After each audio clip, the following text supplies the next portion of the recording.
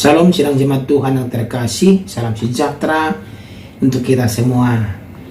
Bersyukur untuk segala anugerah kemurahan Tuhan yang kita rasakan hingga saat ini.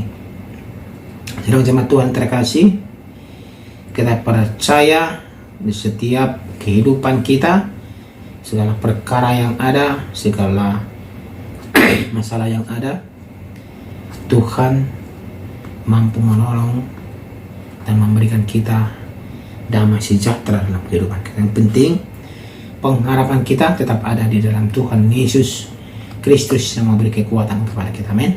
Sebelum kita masuk dalam renungan kita, persiapkan hatinya biar Tuhan yang membimbing kita dalam renungan ini dan iman kita bertumbuh. Mari kita memuji Tuhan, kita katakan kepada Tuhan, Allah peduli. Banyak perkara yang tak dapat ku mengerti, mengapakah harus terjadi di dalam kehidupan ini. Satu perkara yang ku simpan dalam hati, tiada satu pun kan terjadi tanpa Allah peduli.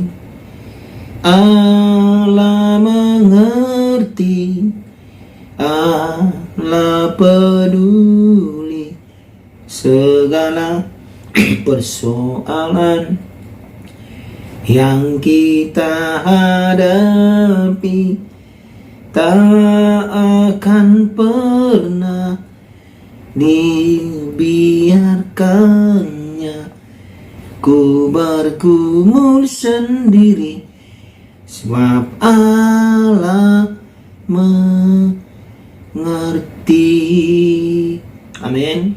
Firman Tuhan untuk hari ini dari kitab Yesaya pasal 37 ayat 21 sampai 38. Demikian pembacaan firman Tuhan. Lalu Yesaya bin Amos menyuruh orang kepada Hizkia mengatakan, beginilah firman Tuhan Allah Israel tentang yang telah kau doakan kepada aku mengenai Sanherib raja Asyur. Inilah firman yang telah diucapkan Tuhan mengenai dia, anak darah, yaitu putri Sion, telah menghina engkau, telah mengolok-olokkan engkau, dan putri Yerusalem telah geleng-geleng kepala di belakangmu. Siapakah yang engkau cela dan engkau hujat? Terhadap siapakah engkau menyaringkan suaramu dan memandang dengan sombong-sombong? Terhadap yang Maha Kudus Allah Israel. Dengan perantaraan hamba-hambamu engkau telah mencela Tuhan, dan engkau telah berkata, dengan banyaknya keretaku aku naik ke tempat-tempat tinggi di pegunungan, ke tempat yang paling jauh di gunung Libanon. Aku telah menebang pohon-pohon arasnya yang tinggi besar, pohon-pohon sanobarnya yang terpilih. Aku telah masuk ke tempat tinggi yang paling ujung, ke hutan pohon-pohonnya yang lebat. Aku ini telah menggali air dan telah minum air. Aku telah mengeringkan dengan telapak kakiku segala sungai di Mesir. Bukankah telah kau dengar bahwa aku telah menentukannya dari jauh hari dan telah merancangkan dari zaman purbakala, bahwa engkau membuat sunyi senyap kota-kota yang berkubu menjadi timbunan batu, sedang penduduknya yang tak berdaya menjadi terkejut dan malu. Mereka menjadi seperti tumbuh-tumbuhan di padang dan seperti rumput hijau, seperti rumput di atas soto atau gandum yang layu sebelum ia masak. Aku tahu jika engkau bangun atau duduk, jika keluar atau masuk, atau jika engkau mengamuk terhadap aku. Karena engkau telah mengamuk terhadap aku, dan kata-kata keangkuhanmu telah naik sampai ke telingaku, maka aku akan menaruh kelikirku pada hidungmu dan kekangku pada bibirmu, dan aku akan memulangkan engkau melalui jalan dari mana engkau datang. Dan inilah yang akan menjadi tanda bagimu, hai Hizkia. Dalam tahun ini orang makan apa yang tumbuh sendiri, dan dalam tahun yang kedua apa yang tumbuh dari tanaman yang pertama. Tapi dalam tahun yang ketiga menaburlah kamu menuai, membuat kebun anggur dan memakan buahnya. Dan orang-orang yang terluput di antara kaum Yehuda, yaitu orang-orang yang masih tertinggal, akan berakar pula ke bawah dan menghasilkan buah ke atas. Sebab dari Yerusalem akan keluar orang-orang yang tertinggal, dan dari Gunung Sion orang-orang yang terluput.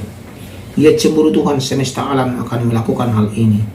Sebab itu beginilah firman Tuhan mengenai Raja Asyur. Ia tidak akan masuk ke kota ini dan tidak akan menembakkan panah ke sana. Juga ia tidak akan mendatanginya dengan perisai, dan tidak akan menimbun tanah menjadi tembok untuk mengepungnya. Melalui jalan dari mana ia datang, ia akan pulang. Tetapi ke kota ini ia tidak akan masuk. Demikianlah firman Tuhan. Dan aku akan memagari kota ini untuk menyelamatkannya. Oleh karena aku dan oleh karena Daud hambaku, keluarlah malaikat Tuhan, lalu dibunuhnya lah 185.000 orang di dalam perkemahan Asyur. Keesokan harinya pagi-pagi tampaklah semuanya bangkai orang-orang mati belaka. Sebab itu berangkatlah Sanherib Raja Asyur dan pulang, lalu tinggallah ia di Niniwe. Pada suatu kali ketika ia sujud menyembah di dalam kuil Nisrok Allahnya, maka Adramelek dan Sarezer anak-anaknya membunuh dia dengan pedang, dan mereka meluluskan diri ke tanah Ararat. Kemudian Esarhadon anaknya menjadi raja menggantikan dia. Demikian pembacaan firman Tuhan. Tema kita pada hari ini adalah Allah mendengar doa kita. Sekali lagi, Allah mendengar doa kita. Sedang jemaat yang terkasih, setelah Raja Asyur mengancam Raja Hizkia dan mengirimkan utusannya mengancam Raja Hizkia, Hizkia datang kepada Tuhan dengan merendahkan diri, mengoyakkan pakaiannya dan meminta pertolongan kepada Allah. Dan Allah mendengarkan doa Hizkia. Renungan kita hari ini seperti tema kita, Allah mendengarkan doa kita seperti doa Raja Hizkia. Allah mendengar Raja Hizkia atau doa Raja Hizkia dan bertindak nyata membela umatnya dari ancaman kesombongan bangsa Asyur. Dan sidang jemaat Tuhan, kita diajarkan di sini bagaimana kita menyerahkan masalah kepada Tuhan. Ini terus saya katakan, menyerahkan masalah kepada Tuhan. Seperti Raja Hizkia yang membawa surat ancaman ke hadapan Tuhan, kita diajak menyerahkan setiap pergumulan berat, alih-alih mengandalkan kekuatan sendiri. Kita tidak akan sanggup mengandalkan kekuatan sendiri. Kita harus mengandalkan Tuhan dan membawa masalah kita kepada Tuhan. Dan juga di sini kita melihat bagaimana Allah membela namanya setelah nama Allah dihujat oleh Raja Asyur dan bangsa Asyur. Allah membela namanya. Sanherib bukan hanya menghina Israel, tetapi mencela Allah yang hidup. Tuhan tidak akan membiarkan kemuliaannya direndahkan, dan dia sendiri yang turun tangan berperang bagi umatnya di depan dan memberikan kemenangan kepada kita. Begitu juga Tuhan Allah memberikan kemenangan kepada Raja Hizkia. Tuhan memusnahkan pasukan daripada Raja Asyur, ya, seperti tadi kita sudah baca seperti itu. Jadi kita juga melihat di sini di rumah kita bagaimana pertolongan yang melampaui akal manusia, yaitu kemenangan diberikan tanpa Yehuda harus bertempur secara militer. Kuasa Allah sanggup membalikkan keadaan pelik menjadi keselamatan yang nyata. Itu seperti yang saya katakan tadi, Tuhan Allah membunuh semua raja tentara daripada Raja Asyur, ya, tanpa Hizkia berperang mengangkat senjata seperti itu. Jadi jemaat Tuhan, kita bisa melihat di sini bagaimana ketika kita menghadapi tembok buntu dan intimidasi dunia, ketulusan doa yang bersandar penuh kepada Tuhan tidak akan pernah berbuah kekecewaan. Sidang jemaat Tuhan, seperti Raja Hizkia tidak akan pernah menemukan jalan buntu, ya, pasti ada jalan keluar. Mari sidang jemaat Tuhan, saking percaya lewat renungan kini kita menyadari dan belajar bagaimana pentingnya merendahkan diri di hadapan Tuhan, berdoa dan menyerahkan segala sesuatu. Jangan anggap segala masalah itu seperti tembok buntu, tapi bila masalah itu mengajari kita, menguatkan iman kita, dan makin membuat kita berpengharapan kepada Tuhan. Amin.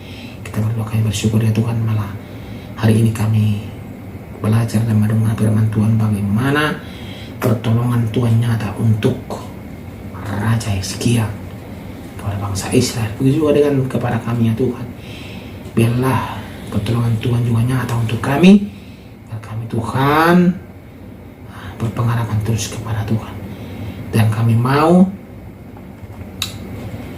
tetap berharap kepada Tuhan apapun situasi dan keadaan kami tetap akan mengandalkan Tuhan. Di dalam nama Tuhan Yesus Kristus kami berdoa, amin. Banyak perkara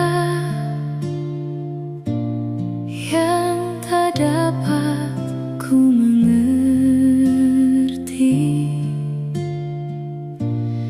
mengapakah harus terjadi di dalam kehidupan ini. Satu perkara yang ku simpan dalam hati, tiada satu pun